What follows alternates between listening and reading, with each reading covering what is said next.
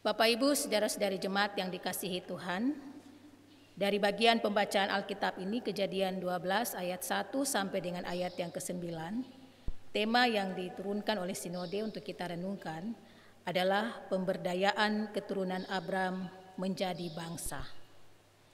Pemberdayaan keturunan Abram menjadi bangsa.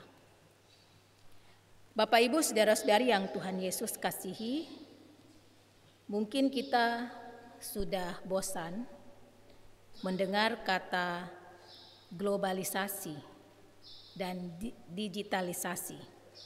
Karena di mana-mana orang bicara tentang itu, globalisasi, digitalisasi dan seterusnya. Dan hampir apapun yang kita jumpai dalam kehidupan kita dihubungkan dengan itu, globalisasi dan digitalisasi. Dan terkadang sesuatu yang dikatakan secara terus-menerus, apalagi dikatakan dengan asal-asalan, kadang-kadang itu membosankan lalu tidak memiliki makna apa-apa bagi kita. Tetapi Bapak Ibu yang Tuhan Yesus kasihi, kita tidak bisa menghindar dari situasi dan era ini, globalisasi dan digitalisasi. Dan sebagai orang-orang percaya di tengah-tengah situasi ini, kita diminta untuk tidak menganggap itu sebagai sesuatu yang sepele, tidak menjadi lengah, tetapi kita tetap waspada. 1 Tesalonika 5 ayat 6 katakan dan mengingatkan kita, sebab itu baiklah jangan kita tidur seperti orang-orang lain, tetapi berjaga-jaga dan sadar.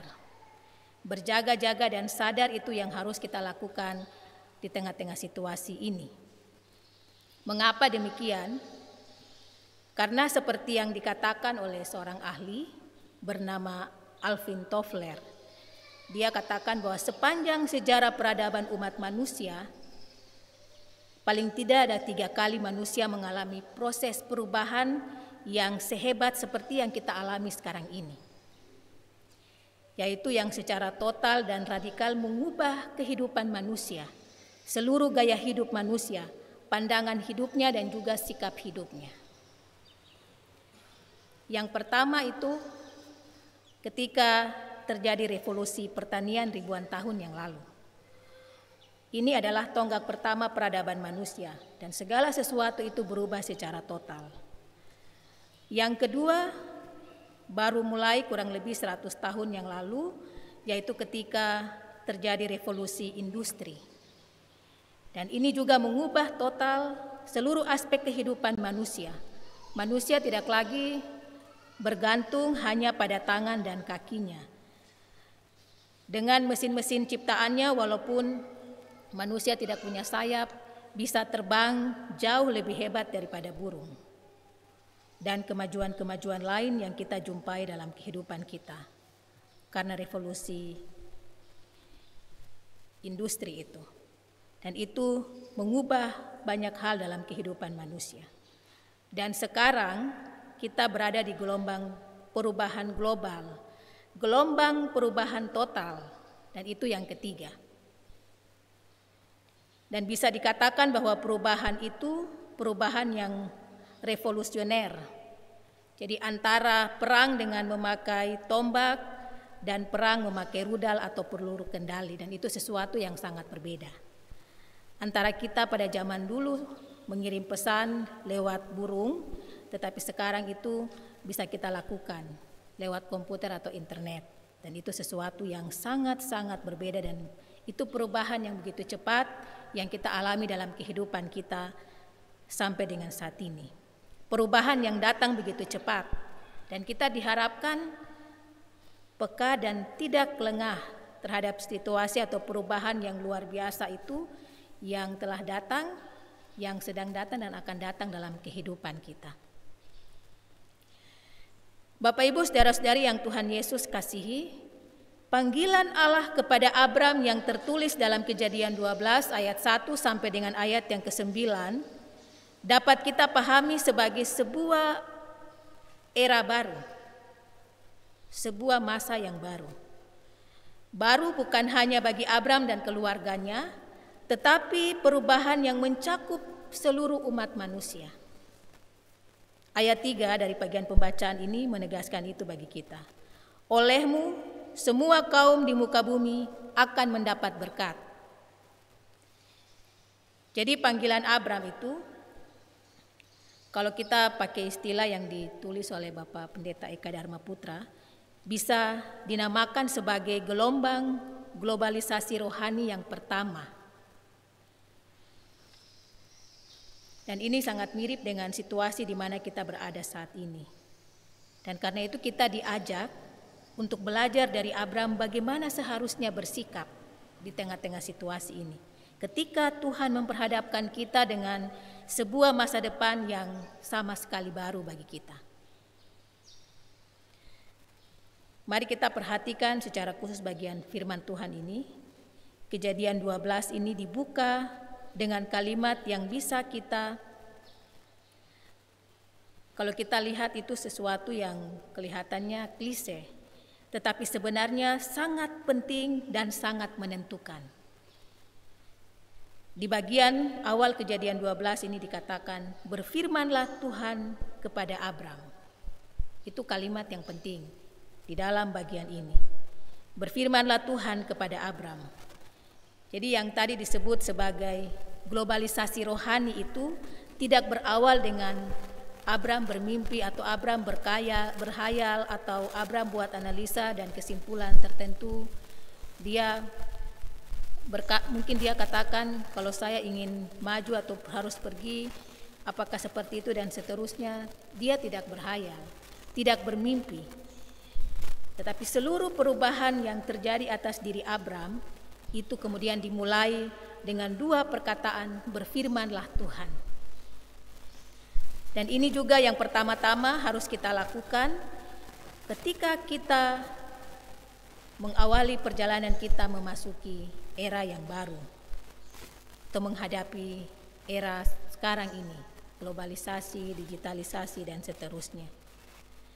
Dan di tengah-tengah situasi ini sebenarnya kita harus terus bertanya seperti Abram atau berkata seperti Abram, berfirmanlah Engkau Tuhan, nyatakanlah kehendak-Mu, apa yang Tuhan kehendaki dalam kehidupan saya di tengah-tengah situasi sekarang ini.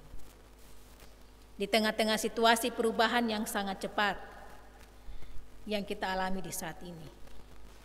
Dan Bapak Ibu sekalian, di dalam situasi perubahan yang cepat ini, yang paling sering kita dengar berkaitan dengan kehidupan bergereja, dalam persekutuan kita, selalu dikatakan supaya gereja itu tidak boleh ketinggalan zaman.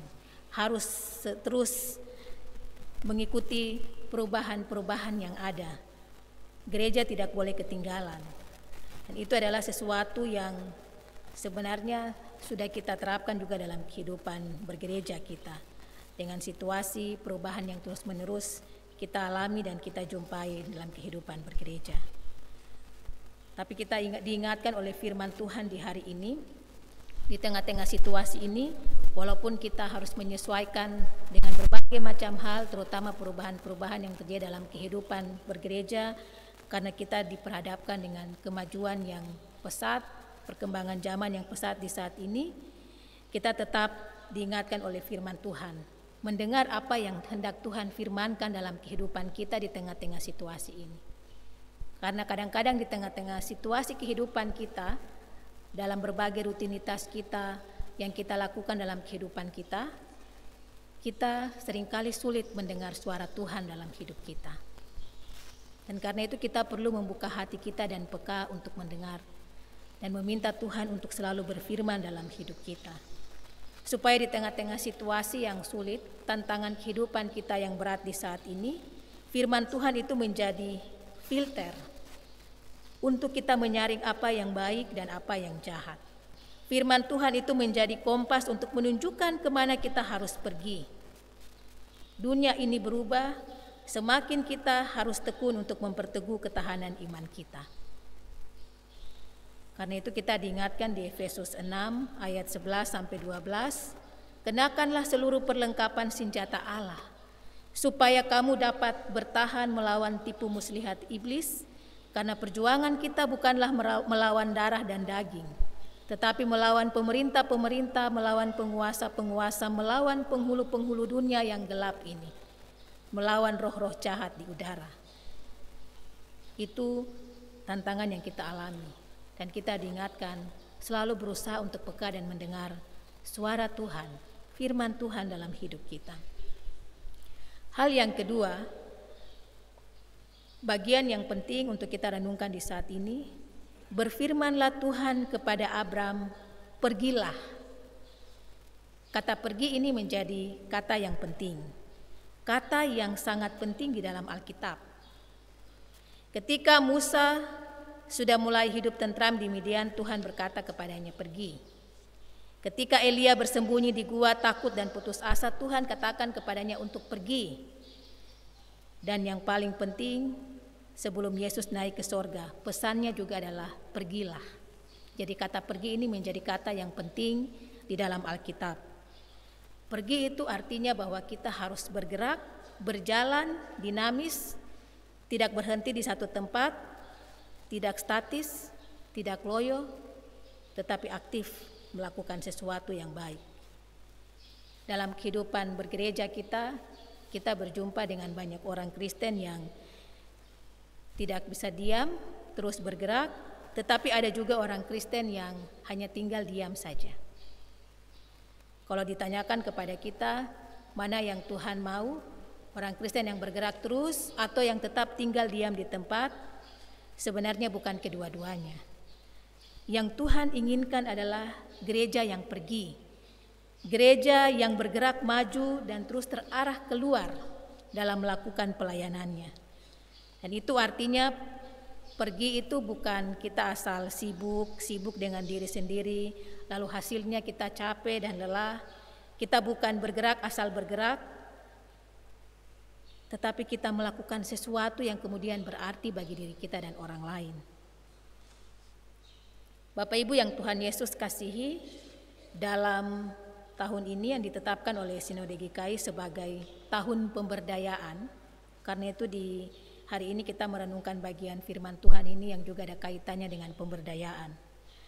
Dalam tahun pemberdayaan ini dibutuhkan gereja yang pergi keluar. Orang Kristen yang bisa pergi keluar. Dan orang Kristen memang seharusnya tidak hanya diam saja, tetapi kita harus melakukan sesuatu dalam hidup ini. Sesuatu yang membuat kita menjadi berkat dimanapun kita berada. Dan karena itu di tahun pembaharuan ini kita diingatkan untuk melihat kembali potensi-potensi apa yang ada pada diri kita. Dan kita mengembangkan itu dalam persekutuan berjemaat atau dimanapun kita berada, sehingga benar-benar kita memberikan sesuatu yang bermakna ketika kita ada di dalam tahun pembaharuan. Bapak Ibu yang dikasihi Tuhan, hal yang ketiga dari bagian firman Tuhan, kelanjutan dari pergilah dari dan ke. Itu bagian yang kita temukan di dalam bagian pembacaan ini. Jadi pergi tentu saja dari tempat tertentu bergerak ke tempat yang lain. Dan yang ideal ketika kita pergi atau kita bergerak dari satu tempat ke tempat yang lain, itu artinya kita bergerak dari tempat yang kurang baik menuju ke tempat yang lebih baik. Idealnya seperti itu. Dari tempat yang kurang menyenangkan menuju ke tempat yang menyenangkan. Tetapi Bapak Ibu yang dikasihi Tuhan, hukum ini agaknya tidak berlaku bagi Abram. Kalau menurut ukuran kita, Abram ini justru meninggalkan yang terbaik, yang bisa dimiliki manusia untuk pergi masuk ke dalam situasi yang buruk. Situasi yang mungkin tidak disukai oleh manusia. Tetapi itu yang kita jumpai di dalam pembacaan ini. Karena kalau secara manusiawi, Abram ini meninggalkan kenyamanan. Dia harus pergi ke tempat yang dia mungkin tidak tahu. Dia harus bergerak dan berjalan dalam ketidakpastian. Padahal kalau kita mau pergi, kita pasti harus tahu tempat tujuan kita. Dan seharusnya ketika kita bergerak dari satu tempat ke tempat yang lain, harusnya kita menuju ke tempat yang lebih baik daripada tempat kita sekarang. Tetapi sekali lagi itu tidak berlaku bagi Abram. Kalau kita lihat di dalam bagian firman Tuhan ini, ia justru meninggalkan yang terbaik yang bisa dimiliki manusia dan pergi masuk ke dalam situasi yang terburuk yang paling tidak disukai oleh manusia. Jemaat yang dikasihi Tuhan, apa yang kita cari dalam kehidupan kita? Apa yang kita hendak capai dalam kehidupan kita lewat kerja dan segala usaha kita yang kita lakukan siang dan malam? Kalau kita menyanyi lagu sekolah minggu, apa yang dicari orang siang dan malam? Jawabnya uang. Tetapi sebenarnya bukan itu yang kita inginkan dalam hidup kita. Kalau kita ingin bertanya lebih dalam, apa yang kita inginkan dalam hidup kita, apa yang kita cari sebenarnya di dalam hidup kita? Bukan hanya uang, tetapi rasa aman, rasa tentram, damai sejahtera. Dan ini sebenarnya yang paling dibutuhkan oleh manusia. Rasa aman dan tentram. Tetapi sekali lagi, apa yang dilakukan oleh Abram, dia meninggalkan semua yang memberikan rasa aman dan nyaman kepadanya. Dia memasuki situasi yang sebenarnya dibenci oleh manusia, yaitu masuk dan pergi ke dalam ketidakpastian. Tetapi memang itulah yang dituntut dari diri kita masing-masing ketika kita berhadapan dengan sebuah situasi yang baru. Kadang-kadang di dalamnya kita berhadapan dengan ketidakpastian. Tetapi kita harus berani untuk melangkah ke sana. Berani meninggalkan apa yang selama ini mungkin begitu kita cintai, yang memberi rasa aman. Seperti Musa di Midian atau Elia di gua ketika dia bersembunyi. Mungkin dalam kehidupan kita pun mengalami situasi yang sama. Ketika kita harus pergi atau berhadapan dengan sebuah situasi yang baru, yang mungkin di dalamnya ada ketidakpastian. Tetapi secara manusiawi mungkin seperti itu. Tapi di dalam bagian firman Tuhan kita di hari ini, kita belajar dari kisah Abram. Dan dia sudah membuktikan itu. Mungkin di awalnya dia berjalan dalam menuju kepada sebuah ketidakpastian. Tetapi karena iman yang sungguh kepada Allah, dia tetap melangkah, mendengarkan suara Tuhan, dan dia mampu berjalan walaupun di tengah ketidakpastian. Tetapi pada akhirnya dia menuju pada sebuah kepastian akan janji-janji Tuhan yang kemudian digenapi dalam kehidupannya. Berkat Tuhan yang luar biasa yang dia alami dalam hidupnya. Jadi ketika kita ada dalam situasi yang sulit sekalipun, kita tetap melangkah dengan pasti, walaupun di ujung sana mungkin kita rasa tidak pasti. Tapi kalau kita melangkah dengan iman kita kepada Tuhan, kita percaya bahwa di ujung sana Tuhan menyediakan berkat-berkat dalam kehidupan kita. Tuhan menolong dan menguatkan kita lewat firman-Nya di saat ini. Amin.